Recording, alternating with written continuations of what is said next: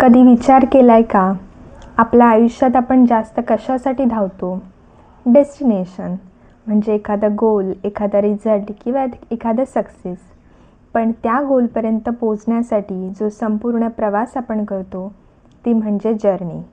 Destination एक moment आहे, पण जर्नी ही एक प्रोसेस आहे जी आपल्याला बदलवते, घडवते आणि स्ट्रॉंग बनवते.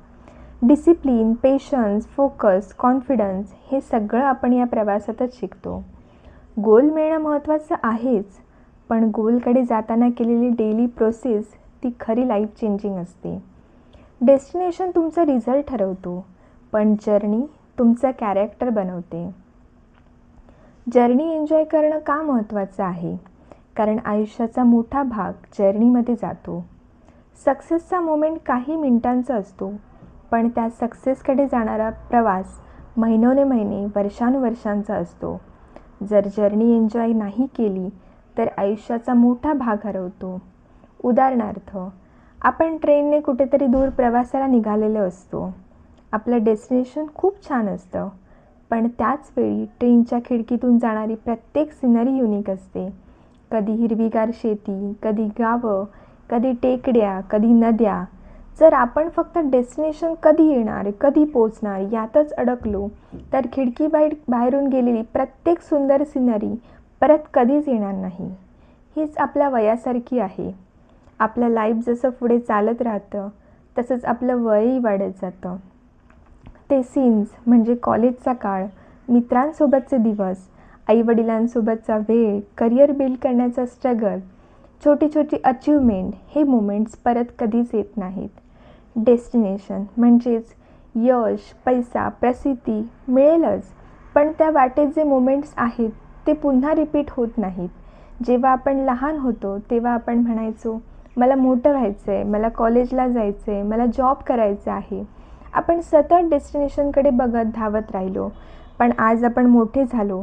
आता मागे बघितल्यावर कळतं, ती शाळेची मजा, तो नादानपणा, ते गेलेले दिवस, होमवर्कचे ड्रामा, सुट्ट्यांचे गोल्डन मोमेंट्स काहीच परत येणार नाही. आपण डेस्टिनेशनच्या मागे धावतो, पण टाईम मात्र आपल्या पुढे धावत राहतो आणि गेलेल्या वेळेचा एकही सेकंड परत येत नाही. कधीकधी आपण एखाद्या मोठ्या प्रॉब्लेममध्ये अडकतो. त्यावेळेला आपलं सगळं लक्ष फक्त एकाच गोष्टीवर जातं, यावर सोल्युशन काय?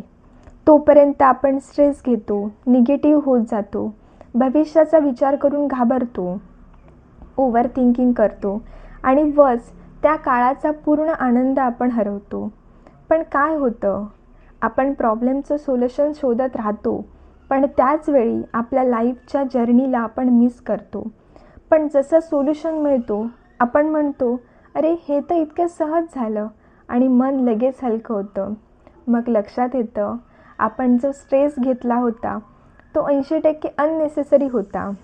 सगळ्यात महत्त्वाचं म्हणजे त्या प्रॉब्लेममधून जाताना आपण जे शिकलो, जशी आपली मॅच्युरिटी वाढली, जशी आपली हँडलिंग पॉवर स्ट्रॉंग झाली, ते लेसन्स खूप काळ लक्षात राहतात.